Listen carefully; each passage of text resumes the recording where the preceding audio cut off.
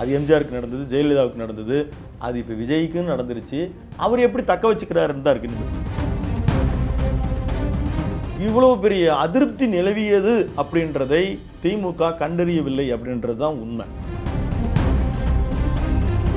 அவரை வந்து ஒரு ஜாதி தலைவராக, ஒரு மத தலைவராக அந்த மாதிரியான ஒரு குறுகிய கண்ணோட்டத்தில் பார்க்கல. அவர் ஒரு தமிழ்நாட்டினுடைய ஒரு அரசியல் தலைவராக அவர் பார்க்கப்பட்டு விட்டார்.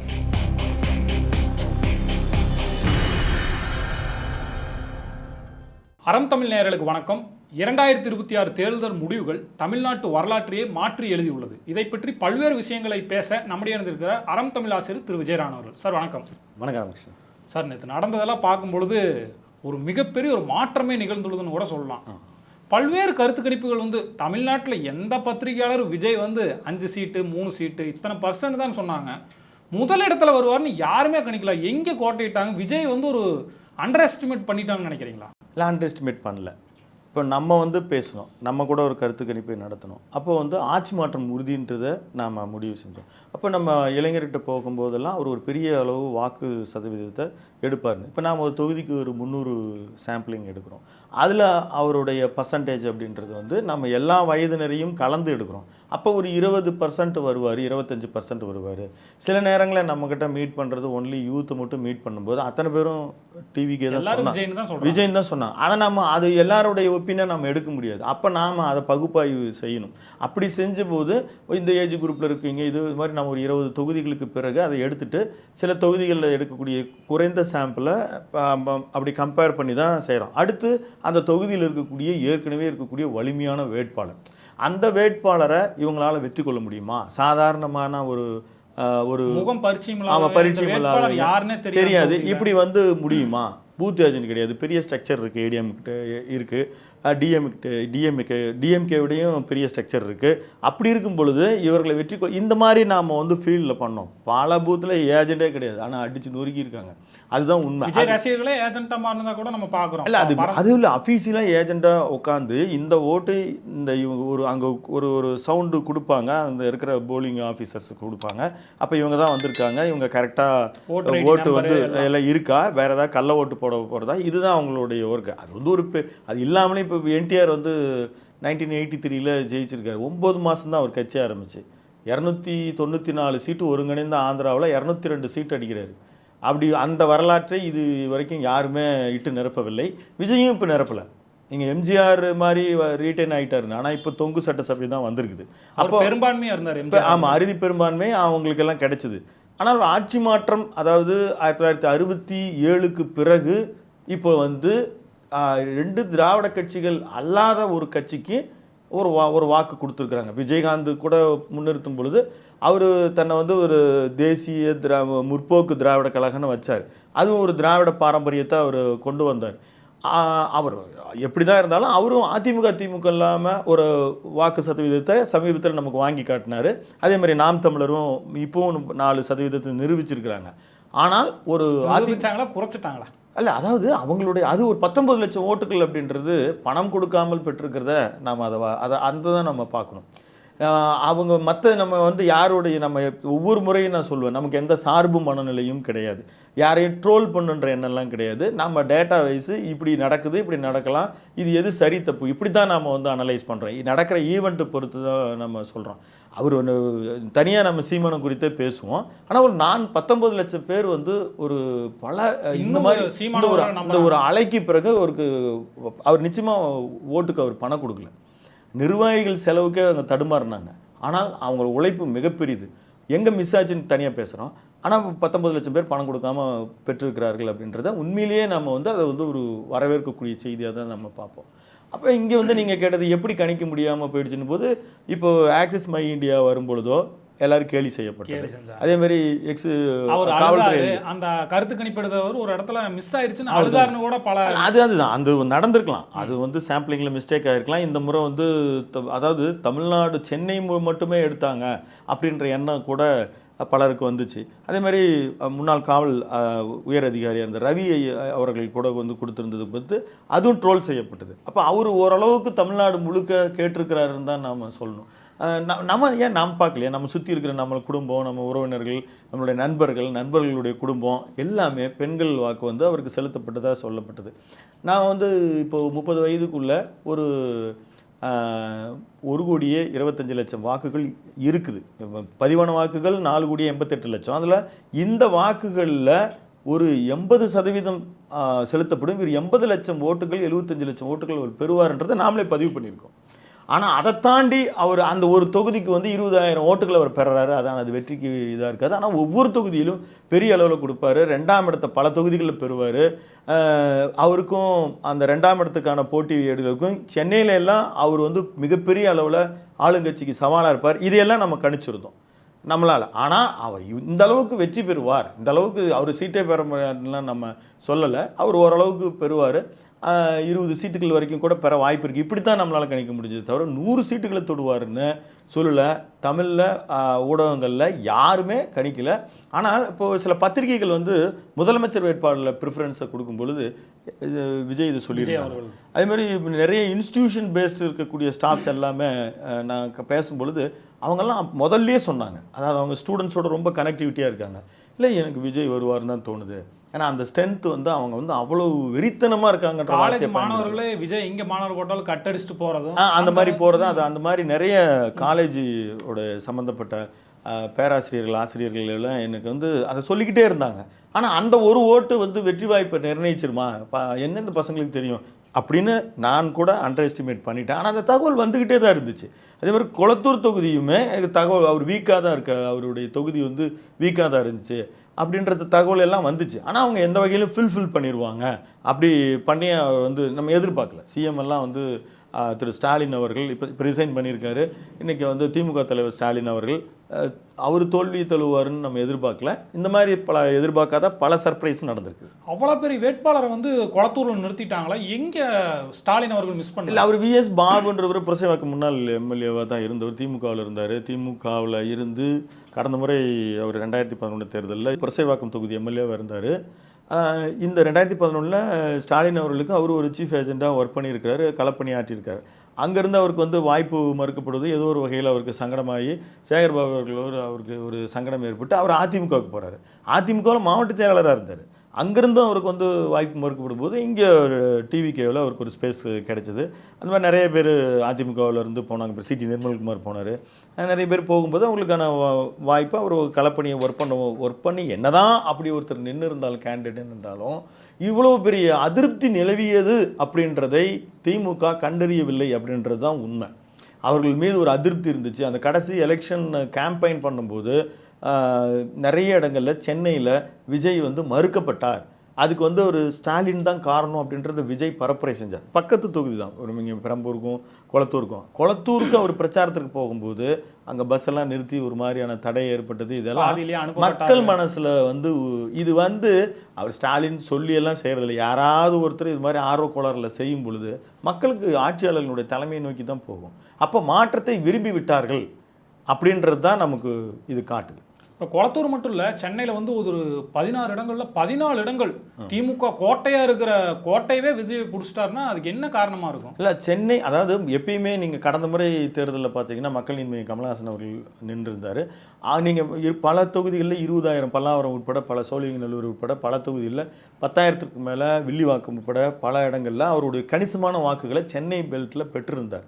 அதற்கு என்ன காரணமாக இருக்க முடியும்னா எப்பயுமே இங்கே இருக்க நீங்கள் தொடக்க காலங்களில் திமுகவினுடைய தொடக்க காலங்களில் பார்த்தீங்கன்னா அப்போ காங்கிரஸ் மிகப்பெரிய ஒரு அசைக்க முடியாத இயக்கமாக அப்போ செயல்படும் பொழுது மாணவர் இயக்கமாக அறியப்பட்ட திமுகவுக்கு சென்னை பெல்ட்டில் தான் முதல்ல அவங்களுக்கு வாக்கெல்லாம் விழுந்தது. முதல்ல அவங்க கார்பரேஷனை தான் அவங்க பிடிக்கிறாங்க.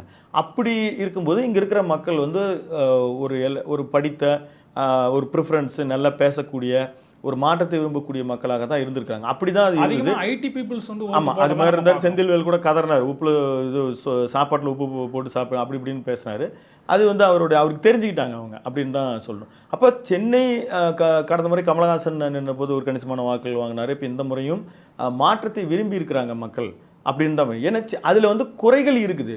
அதாவது சென்னையில் வந்து வாக்கு கொடுக்குறாங்க, ஆனால் பலவதை நிறைவேற்ற முடியவில்லை, அல்லது நிறைவேற்ற முடியாத வாக்குறுதிகளை கொடுத்து விட்டு நாங்கள் நிறைவேற்றி விட்டதாக அவங்க ரொம்ப ஒரு ஒரு மாய உலகத்தில் மழைநீர் வடிகால்கள் இதெல்லாம் வந்து ரிஃப்ளெக்ட் ஆயிருக்குமா? ஆமாம், கண்டிப்பாக. அவருக்கு வந்து ஒரு நல்ல நேரம் நினைக்கணும் ஸ்டாலின் அவர்களுக்கு. எந்த பெரிய கடுமையான மழைகள் வரல. அப்படி வந்திருந்துச்சுன்னா அதுவும் அவருக்கு பெரிய ரிஃப்ளெக்ட். அந்த ஒன்று கிடைச்ச 2 தொகுதி சேப்பாக்கம் ஆயிரவளுக்கோ அல்லது சேகர்பாபு அவர்களுடைய துறைமுகமாக கூட லாஸ் ஆகிருக்கலாம். இது மாதிரி இந்த லெவலில் இருக்கும் பொழுதும் கூட அவருக்கு பெரிய அறுதி பெரும்பான்மை கிடைக்கல. அது அவருடைய பிரச்சார வியூகம் இன்னும் கொஞ்சம் வேகமாக ஒரு வீடியோ நேர்காணல்கள் இது மாதிரி எல்லாம் செய்திருந்தால் அவருக்கு நிச்சயமாக இந்த தொங்கு சட்டசபை வந்திருக்காதுன்னு நம்ம சொல்லலாம். தாவேக்கா பல்வேறு வரலாறுகளை படைச்சதை நீங்கள் சொல்லிட்டு இருந்தீங்க. இப்போ வந்து 108 இடங்கள் வெற்றி பெற்றிருக்காங்க. யார் யார் வந்து உங்களுக்கு ஆதரவு கொடுப்பா? அப்படி ஆதரவு கொடுக்கணும்னா என்ன நடக்கும்? தொங்கு சட்டமன்றம்னா என்ன இதுக்கு முன்னால் நடந்திருக்கா? நடந்திருக்கு. இப்போ 107 விஜய் 2 இடத்துல இருக்கார். 107 அவருக்கு 11 பேர் தேவை. அந்த 11 பேர் தான் அவர் மேஜிக் நம்பர் 118. அதை அவர் பெறுவதற்கு ரொம்ப சிரமம் தான் படணும். கொஞ்ச நாளைக்கு இப்போ எடுத்த உடனே அதிமுக கொடுக்கவே கொடுக்காது. அது ரொம்ப கஷ்டம்தான். அவர் போய் என்னை வந்து ஆட்சி அமைக்க அப்படின்னு சொல்லி ஒரு கடிதம் வந்து ஆளுநரை நோக்கி இப்போ நடந்துகிட்ருக்கு பனையூரில். அவர் வந்து ஒரு சட்டசபையினுடைய தலைவராக தேர்ந்தெடுக்கப்பட்டு அவர் கொண்டு போய் கொடுக்கலாம். அப்படி கொடுக்கும்பொழுது கொடுத்துட்டு ஒரு 2 வீக்ஸ் 15 நாட்கள் ஆளுநர் வந்து நேரம் கொடுப்பார். அதில் அவருடைய ஃப்ளோர் டெஸ்ட் நடக்கும். அதில் அறுதி பெரும்பான்மையை அவர் நிரூபிக்கலாம். ஆனால் முன்கூட்டியே அதை திட்டமிட்டணும். எனக்கு தெரிஞ்ச வரைக்கும் அவங்க பாமகவோட பேசி அதில் வேணாம், அவர் துணை முதல்வர் உட்பட திருச்சி கிழக்கு ஏதாவது ரிசைன் பண்ண போகிறாரு, அந்த தொகுதி உட்பட எல்லாத்தையும் கேட்பதாகவும், அதனால் அவங்க வந்து வேணாம் அப்படின்னு சொல்லிட்டு அவங்க காங்கிரஸில் பேசிகிட்டு இருக்கிறதாக நேற்று கூட ராகுல் காந்தி பேசியிருக்கு. அப்படி அதற்கு பிறகும் அவருக்கு 6 தொகுதி தேவைப்படுது. அது வெளியிலேருந்து ஆதரவு தரும் மாதிரி கம்யூனிஸ்ட் கட்சியில் கேட்டால் நாங்களே ஆதரவு தருவோங்கிற மாதிரி நீங்களாம் அறிக்கை விட்டுருக்காங்களே சிபிஎம் சிபிஐ. இல்லை, அது வந்து நமக்கு வந்து ஒரு சொல்லப்பட்டிருந்தாலும் அதில் வந்து ஒரு அதிகாரப்பூர்வமாக அவங்களுக்கெல்லாம் எப்பயுமே ஒருத்தர் அங்கே முடிவு பண்ணி சொல்லிட முடியாது. அது ஒரு பொலிட் பியூரோ விஷயங்கள்லாம் இருக்குது. அதில் இன்னும் கூட்டணி கட்சியாக இருக்கக்கூடிய திமுக என்ன நினைக்குமோ அப்படின்ற பிரச்சனைகள்லாம் இருக்குது. அதனால் காங்கிரஸுக்கு அந்த பிரச்சனை இல்லை. இப்போ அவர் பிரவீன் சக்கரவர்த்தி பேசியிருக்கிறார், எங்களுக்கு வந்து காயத்தில் மிளகாத்தூள் விழுந்த மாதிரி இருக்குது, இவ்வளோ பெரிய வெற்றியை நாங்கள் தவற விட்டுட்டோம், ஆனால் நாங்களும் கணிச்சோம், ஆனால் இவ்வளோ பெரிய வெற்றி வந்திருக்குன்னு நாங்கள் நினைச்சு பார்க்கலாம். ஸ்டாலின் அவர்கள் 27 இடங்கள் கொடுத்து 5 தான் ஜெயிக்கும் போது என்ன தப்பு பண்ணிட்டார் ஸ்டாலின் அப்படிங்கிற இல்லை, அந்த ஆட்சி அதாவது அந்த மாதிரி கணக்கு போட்டோம்னா நீங்கள் பெரிய அளவில் திமுகவை அவங்களே தோத்துட்டாங்க அப்படின்றதில்ல. ஆனால் அவங்க தரப்புலேருந்து என்ன நினைக்கிறாங்க, நமக்கு ஒரு பெரிய இது சீட்டு 27 கொடுத்துருக்குறாங்க அப்படின்றத விட வெற்றி வாய்ப்பு இருக்கிற இடத்துல நாங்கள் இருந்திருந்தோம்னா எங்களுக்கு அமைச்சரவை கிடைச்சிருக்கோம். அந்த மாதிரி அவர்கள் மீண்டும் இத்தனை ஆண்டுகள் 67க்கு பிறகு நாங்களும் ஒரு அமைச்சர் பெரும் வாய்ப்பு பெற்றிருப்போம். அப்படி தான் அவங்களுடைய கருத்து. அது சரியா தவறான்றது அடுத்த விஷயம். அவங்க வாய்ப்பு இருக்குது. இப்போ கடந்த காலங்களில் தேர்தலுக்கு பிறகு மத்திய அரசில் பல நேரங்களில் கூட்டணி நடந்திருக்குது.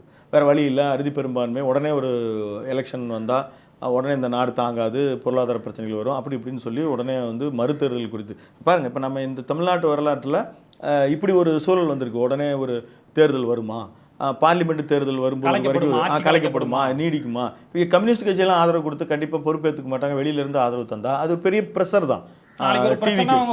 கண்டிப்பா ஒரு 6 மாதம் நீங்கள் ஒரு ஃப்ளோர் டெஸ்ட் முடிஞ்சு 6 மாதத்துக்கு அப்புறம் தான் பண்ண முடியும். அவருக்கு சபாநாயகர் தேர்வுலேயே அவருக்கு பிரச்சனை இருக்குது. நீங்கள் பார்த்தீங்கன்னா இப்போ மற்ற எல்லாருமே சேர்ந்தா, இப்போ அதிமுக ஒரு வேளை வெளியே ஒத்துக்கல, திமுக ஒத்துக்கல, எல்லாருமே சேர்ந்து பண்ணால் அவர் சபாநாயகர் ஏதாவது ஒரு போட்டி கேண்டிடேட்டை நிறுத்தினா அவருக்கு சிக்கல் தான் வெற்றி பெறுவதில். இந்த மாதிரி தொடர் சிக்கல்கள்லாம் அவருக்கு இருக்க தான் செய்யுது. நீங்கள் ஒன்று கேட்டீங்க, இதற்கு முன்னால் நடந்தது இல்லையா ஒரு கட்சி அப்படின் போது, நீங்கள் நல்ல ஞாபகம் இருக்கும் உங்களுக்கு 2006 திமுக 96 சீட்டு தான் வென்றது. ஆனால் காங்கிரஸ் வெளியிலிருந்து ஆதரவை வந்து பாமக கொடுத்துச்சு. அப்படி கொடுக்கும் பொழுது இது மைனாரிட்டி அரசுன்னு சொல்லி ஜெயலலிதா அவர்கள் கொடுத்த ஸ்டேட்மெண்ட், ஒவ்வொரு ஸ்டேட்மெண்ட்டினுடைய ஃபினிஷிங்லேயும் அவங்க அப்படி தான் கொடுப்பாங்க. அப்படி இருக்கும் பொழுது இவர்கள் வந்து இது மாதிரி வரலாறு நடந்திருக்குது. ஆனால் அந்த கூட்டணி கட்சி இருந்துச்சு. விஜய் அவர்கள் வந்து இந்த தேர்தலில் நாம் வந்து ஒரு வியப்பாக பார்க்கக்கூடிய விஷயம் என்னன்னா, யாருமே அவருக்கு கூட்டணி வரல. அந்த கூட்டணி வராமல் அவர் வந்து வென்றிருக்கிறார். திமுகலாம் 20 கட்சிகளோட கூட்டணி. ஆமாம், 20. இன்றைக்கி அவர் அந்த கூட்டணி கட்சிகள் எல்லாத்தையும் ஒன்றிணைத்து திமுக தலைவர் திரு ஸ்டாலின் அவர்கள் ஒரு அறிக்கை விட்டிருக்கிறார். அதாவது அவருக்கு தனிப்பட்ட முறையில் திமுகவுக்கு பார்த்தீங்கன்னா 24.19% கிடைச்சிருக்குது. டிவிகேவுக்கு 34.92% கிடைச்சிருக்குது. அதிமுகவுக்கு 21.21% கிடைத்திருக்கு. இது வந்து அவர்கள் கூட்டணி கட்சிகள் எல்லாத்தையும் சேர்த்து அந்த வாக்குகளை எல்லாத்தையுமே அவர் சொல்லி எங்களுக்கு வந்து அலைன்ஸோட சேர்த்து 1,54,00,000 வாக்குகள் கிடைச்சிருக்கு. அப்போது இவங்களுக்கு வந்து 1,72,00,000 வாக்குகள் வெற்றி பெற்ற டிவிகேவுக்கு கிடைச்சிருக்கு. அவங்களுக்கும் எங்களுக்கும் ஒரு 3.5% தான் வித்தியாசம். அப்போ இந்த அளவுக்கு எங்களை நம்பி இருக்கீங்க, நாங்கள் பொறுப்பாக 17 லட்சம் வாக்குகள் தான் வித்தியாசம். வித்தியாசம் ரொம்ப குறுகிய வித்தியாசம் மாதிரி அவர் மொத்த அலைன்ஸையும் கூட்டி அவர் சொல்லியிருக்கார். அப்போ ஒரு வலிமையான கூட்டணியை அவங்க கட்டமைத்தும் கூட அவர்களால் வந்து வெற்றி பெற முடியல அப்படின்னா அந்த அளவுக்கு அதிருப்தி இருந்தது அப்படின்னு தான் எடுத்துக்கணும். 20 கட்சிகள் போன முறையே வந்து ஏடிஎம்கே டிஎம்கேக்கு இதே மாதிரி தானே ஒரு குறிப்பிட்ட பர்சன்டேஜ் தானே. அல்ல அதாவது அங்கே வந்து கூட்டணி கட்சிகளை சேர்க்கிற பொழுது அது பெரிய வித்தியாசம் வந்துச்சு. 40% மேலே அவங்க வந்திருந்தாங்க. இதே அளவு அந்த கூட்டணியில் கூடுதலாக தேமுதிக போய் சேர்ந்துருக்குது. கூடுதலாக பல குட்டி குட்டி தலைவர்கள் வந்திருக்கிறாங்க. நீங்கள் இப்போது இவர் மனிதநேய மக்கள் கட்சி, மனிதநேய ஜனநாயக கட்சி, அவங்கெல்லாம் வெற்றி பெற்றிருக்கிறாங்க. இந்த தேர்தலில் ஒரு இவ்வளோ பெரிய வலிமையான கூட்டணி 2 பக்கமுமே அவங்கள அமைத்திருந்தும் கூட யாருமே அவர் ஆட்சி அதிகாரத்தில் பங்குன்னு சொல்லியும் கூட அந்த இழுபறியெல்லாம் காங்கிரஸோட நடந்ததெல்லாம் நம்ம பார்த்தோம். அப்படி இருந்தும் கூட இவர் இந்த அளவுக்கு வந்திருக்கிறார் அப்படின்றது மக்கள் மாற்றத்தை விரும்பி விட்டார்கள். ஒன்று, அவர் வந்து ஒரு ஜாதி தலைவராக, ஒரு மத தலைவராக அந்த மாதிரியான ஒரு குறுகிய கண்ணோட்டத்தில் பார்க்கல. அவர் ஒரு தமிழ்நாட்டினுடைய ஒரு அரசியல் தலைவராக அவர் பார்க்கப்பட்டு விட்டார் அப்படின்றது தான் தேர்தல் முடிவுகள் காட்டுது. ஏன்னா இதற்கு முன்னால் ஜெயலலிதா அவர்கள் எல்லாம் பார்த்திங்கன்னா அவங்க வந்து ஒரு பிராமண சமுதாயத்தினுடைய பின்னணியிலேருந்து வந்திருக்காங்க. இப்போ திராவிட இயக்கங்கள் வந்து அதை எதிர்ப்பை கண்டு வளர்ந்தது. அப்படி இருக்கும் பொழுது இவரெல்லாம் எப்படி வெற்றி பெறும்? 89, 90 அந்த மாதிரி பேச்சு இருந்துச்சு. ஆனால் 91 அவர் வந்து சிஎம் ஆகிறாரு. அந்த மாதிரியான பேச்சுக்கள் எல்லாம் வந்து அதாவது மக்கள் வந்து ஒருத்தர் தலைவராக ஏற்றுக்கிட்டால் அவங்க என்ன பின்னணின்னு பார்க்க மாட்டாங்க. அது எம்ஜிஆருக்கு நடந்தது, ஜெயலலிதாவுக்கு நடந்தது, அது இப்போ விஜய்க்குன்னு நடந்துருச்சு. அவர் எப்படி தக்க வச்சுக்கிறாருன்னு தான் இருக்கு இனிமேல். அந்த விஜயா இருந்தாலும் பிரச்சனை இல்லை, யாரும் இல்லை, அவர் தலைவரை பார்த்துட்டாங்க. அவர் வந்து அரசியல் தலைவராக பார்த்துட்டாங்க மக்கள். அதுதான் இந்த தேர்தல் முடிவுகள் காட்டுது. அது ஒரு வியப்புக்குரிய விஷயம். ரெண்டாவது, இப்போது நம்ம தேர்தல் களங்களில் போய் நாம் பப்ளிக்கோடு இருந்து பல ஒப்பீனியன்ஸை நம்ம பார்த்தோம். தேர்தல் தீவிரமான இருக்கும்போது நம்ம பார்த்தோம். மக்களோடு உரையாடும்போது நம்ம உங்களுக்கும் நல்லா தெரியும் எவ்வளவு வாக்குகள் பணம் கொடுக்கப்பட்டது. ஒரு சில நேரங்கள் வீக்கான அந்த தேர்தல் கருத்து கணிப்புகளை பார்த்து டிஎம்கே டீம் ஆகட்டும், ஏடிஎம்கே டீம் ஆகட்டும், அவங்கெல்லாம் போய் அந்த தொகுதியில் பரிசு பொருட்கள் பணங்கள் எல்லாம் கொட்டுனாங்க அப்படின்னு தான் சொல்லணும். அப்படி கொட்டப்பட்டும் தமிழ்நாட்டு மக்கள் ஜனநாயகத்தை அவர்கள் வந்து ஜனநாயகம்னா அவருடைய படம் பிரச்சனையானது, அந்த ஜனநாயகத்தினுடைய இது எந்த அளவுக்கு எஃபெக்ட் ஆயிருச்சோ தெரியல. மக்கள் பணம் கொடுத்தா வாங்கிக்கிறாங்க. அவங்க யாரும் காசு கொடுக்குறதுன்னு வேணான்னு சொல்லக்கூடிய அளவுக்கெல்லாம் இன்னும் நம்ம அந்த அளவுக்கு. தலைவரே சொன்னார், காசு கொடுத்தா வாங்கிக்காங்க எனக்கு தான் ஓட்டு. திரு ரஜினிகாந்த் அவர்களும் ஒரு காலகட்டத்தில் சொன்னார், எல்லாருமே சொல்ல கொடுத்தா வாங்கி எனக்கு ஓட்டு போடுங்க அப்படின்னு. ஆனால் மக்கள் வாங்கினாலும் கூட அவர்கள் தங்களுடைய விருப்பத்தை, மாற்றத்தை அவர்கள் காட்டியிருக்காங்க.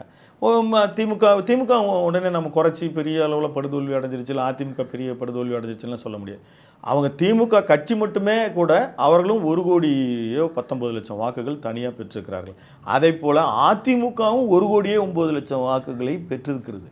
நம்ம யாரையும் அந்த அளவுக்கு வீக் ஆகிடுச்சு, அந்த அளவுக்கு ஒரு பெரிய ஸ்விப் வந்து ஒரு பெரிய அலை வந்து அடித்து நொறுக்கிடுச்சு அப்படின்னு நம்ம சொல்ல முடியல. அது அவர் ஸ்விப் எடுத்திருந்தாருன்னா ஒரு 120-125 தொகுதிகள் அவர் எடுத்திருந்தாருன்னா நம்ம உண்மையிலேயே பண்ணலாம். இப்போ ஒரு ஓட்டில் எல்லாம் வென்றிருக்கிறார்கள். திருப்பத்தூரில் பெரிய கருப்பன் வந்து அவர் மறு வாக்குப்பதிவு கேட்குறாரு, அவர் போவார், மறுபடியும் ஒரு ரீகவுண்டிங்கு போவார். அந்த தலைவலி சிக்கல்கள்லாம் இருக்கத்தான் போகுது. ஒரு ஓட்டுன்றது ஒரு பெரிய ஒரு எம்எல்ஏ தொகுதி இருக்கும்போது நிச்சயமாக அவரால் தாங்கிக்க முடியாது தான். இந்த மாதிரியான பற்பல அதிசயங்கள் நிகழ்ந்திருக்கின்ற பணத்தை பெரிதுபடுத்தாத ஒரு பெரிய அளவில் மாணவர்கள், பெண்கள், இந்த மாதிரி அனைத்து வயதினரும் இருக்கிறவங்க ஒரு 1,72,00,000 பேர் மாற்றத்தை விரும்பி இருக்கிறார்கள். அந்த மாற்றம் நடந்திருக்கிறது.